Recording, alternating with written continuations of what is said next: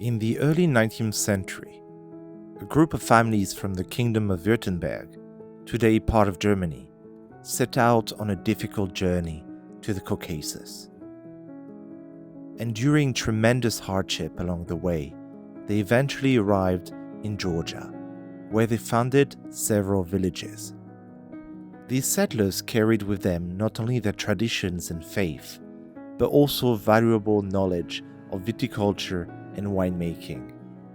Over time, their techniques intertwined with Georgia's own ancient practices, creating a fascinating dialogue between Old World wine culture and the homeland of the world's oldest wine tradition. This shared legacy is especially visible in the city of Bolnisi, located just 60 kilometers southwest of Tbilisi, the Georgian capital.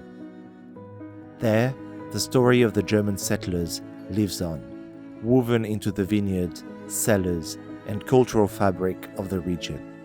Welcome to the Forgotten Tale of the German of Georgia, Part 3, where we will explore their remarkable contribution to the winemaking heritage of this land.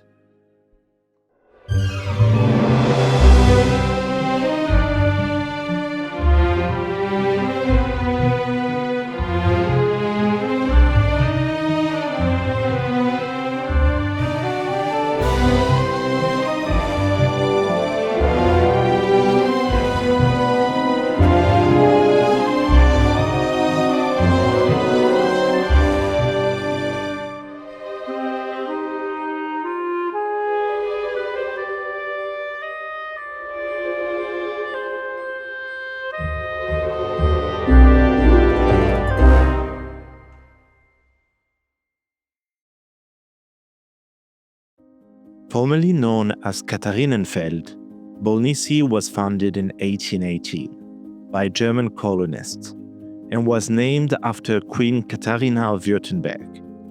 Katharinenfeld was originally located in a different location, as in 1818, the original German immigrants built the colony near Shamkor, in present-day Azerbaijan. But the dream turned into a nightmare. The climate was unforgiving, the soil poor, and the quality of drinking water terrible. Within months, malaria swept through the camp. More than 250 settlers died that summer alone. The Russian colonial administration granted their request to settle elsewhere, and in the winter of 1819, they resettled in the colony's current location, around 60 kilometers southwest of Tbilisi. They named this iteration of the colony Neue Katharinenfeld, in opposition to the original settlement that was now referred to as Alt Katharinenfeld. There, things were better, and the settlers enjoyed a period of prosperity and development. They built homes in the style of their homeland, with timber frames packed with clay and stone, and began to cultivate the land. Vineyards flourished. The houses multiplied, and for a time, it seemed their vision of a prosperous colony had come true. But in 1826, that peace was shattered, and the colony suffered dearly because of the ongoing Russo-Persian War. In August of that year, Kurdish, Persian, and Turkish raiders entered Katharinenfeld. Over 1,000 raiders stormed the village. 15 settlers were killed. More than 150 women, men, and children were taken captive. Only 60 of them ever returned. Some of these settlers achieved literary fame, such as Jacob Noah Epp, who, after the raid, was sold several times and ended up as a house slave of King Muhammad Ali in Cairo. Eventually, a ransom was paid for him by King Wilhelm I, and he returned to his German homeland. For the colonists of Katharinenfeld, this event became known as the Day of Terror. To commemorate it and the subsequent reconstruction of the destroyed village, a reconstruction festival was celebrated there annually. Despite this terrible chapter, the settlement was able to recover quickly, thanks to substantial material and financial support from the state. Katharinenfeld soon became one of the largest and most prosperous German settlements in the South Caucasus. Growing from 786 inhabitants in 1870 to more than 2,700 in 1912. This prosperity was deeply tied to the development of winemaking in Katharinenfeld. Even if they produce other quality products like barrels, chariots, fruits, honey, wine remained the driving force of the local economy. Indeed, the land around Katharinenfeld was especially well suited for cultivating quality wine, as evidenced by a winemaking tradition that predates the Swabian settlers by many millennia. Bolnisi, as you can discover it in its great museum, is tightly linked to the general history of wine, with archaeological evidence found in the site of Gadashkhili Gora, revealing some of the earliest proof of wine production in human history, dating back to around 6000 BCE. With a unique microclimate, the region around Bolnisi is ideal to produce wine. მე ვარ გურა მაკოპაშვილი ბოლნისიდან ენთუზიასტი მეღვინე ძმების მარნის ერთ-ერთი დამფუძნებელი. მე და ჩემი ძმა მეღვინეობას ვეწევით 2015 წლიდან პოლნისში. პოლნისი არის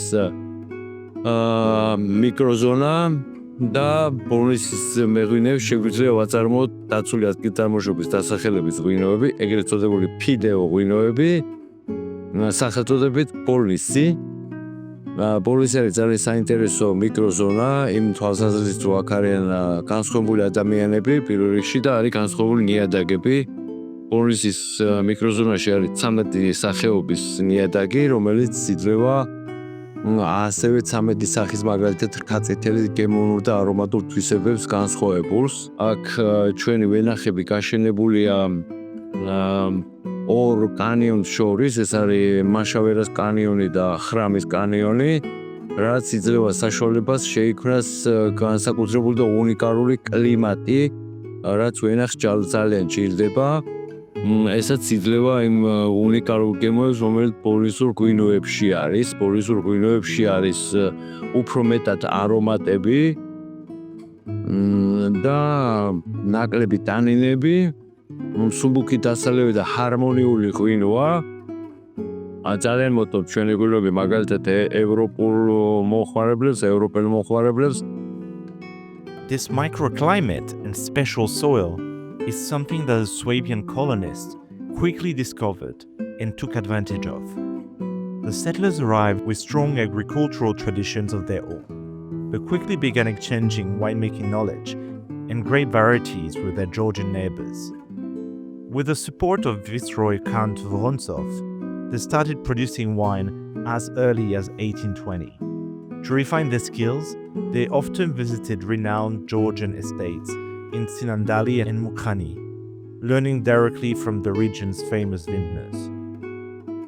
The settlers quickly introduced innovations in the industry, which made vineyards more productive and transportation more efficient.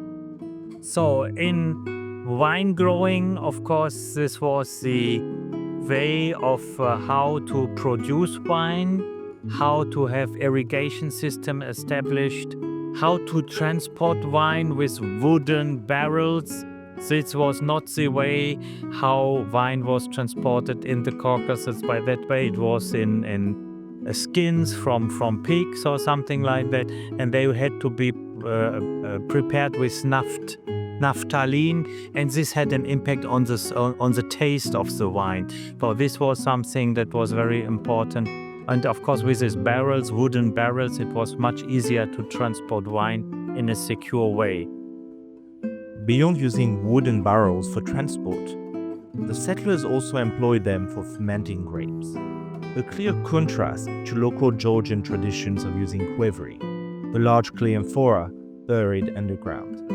According to Bolnisi winemakers, the Swabians even experimented with combining the two methods to create a new style of wine.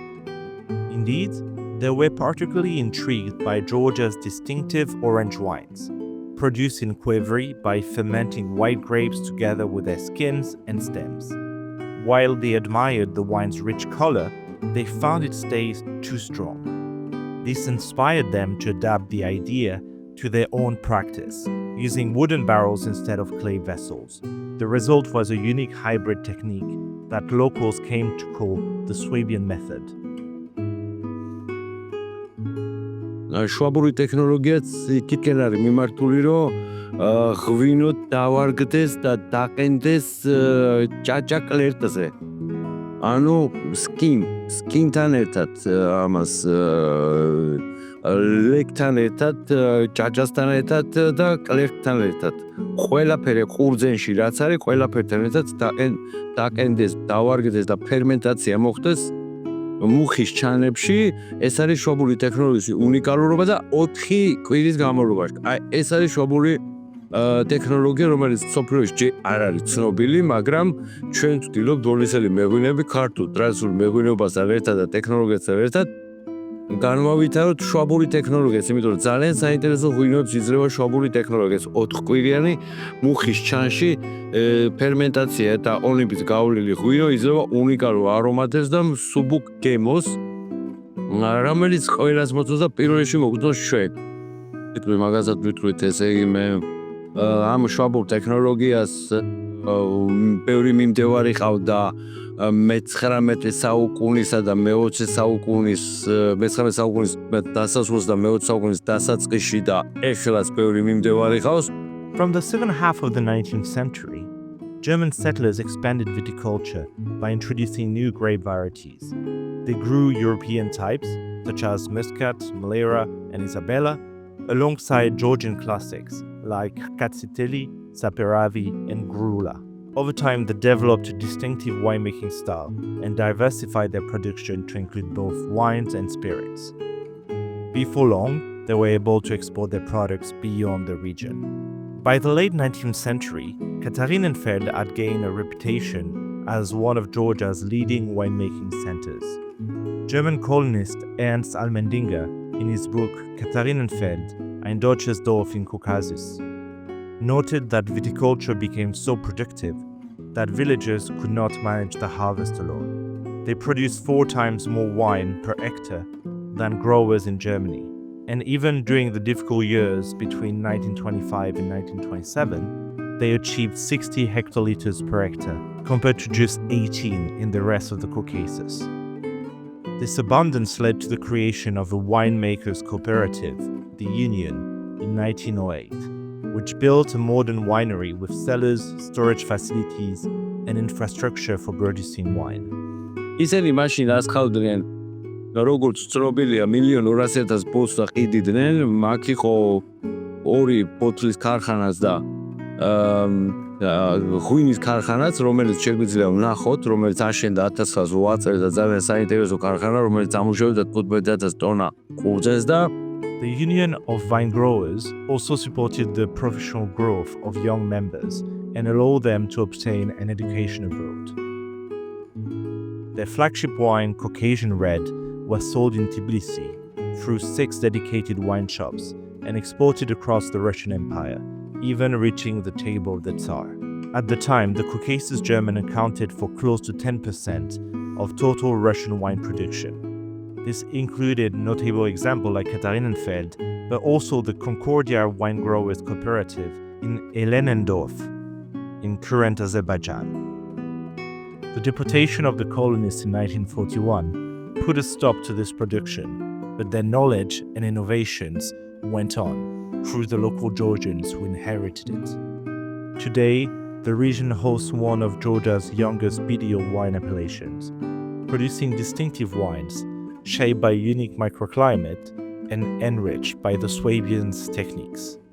ჩვენც მიუყევით ასე ვთქვათ გერმანელების ტრადიციას, გერმანელებს ვთქვით ჩვენ ქართველებთან ერთად ჩვენს წილაპრებად, მათ უნიკალური მემკვიდრეობა დაგვიტოვეს, როგორც ეს ფარფლიკის სტილის სტახლია, რომელმაც ჩვენმა მეგობარმა კომპანიამ RMG ჩვენ მეღვინეობას და თანამშრომლობით რესტავრაცია გაუკეთა და პირველი სახე შენარჩუნებული და აქ ვარ წარმოდგენილი 30 მარანი, რომელიც ბოთლებში ვაცხავთ ღვინოს, ეს არის უნიონი ბოლნისელი თანამედროვე მეღვინეების, რომელიც სარგებლობს სამი უნიკალური ტექნოლოგიით. ეს არის ევროპული ტექნოლოგია, ეს არის ქართული ტრადიციული ტექნოლოგია, ეს არის შვაბური უნიკალური და არაჩვეულებრივი ტექნოლოგია და ჩვენ ვამაყობთ ამ ჩვენი საქმიანობით, რომ ღვინის ესე დიდ ინდუსტრიაში ჩართულები ვართ და დარწმუნებული ვართ, რომ წარმატებას მივახცევთ, ეს წარმატება ძალიან მალე მოხდება. From the craftsmen of Neue Tiflis to the communities of Elisabetal, the Germans of Georgia left a legacy far greater than the size of their colonies.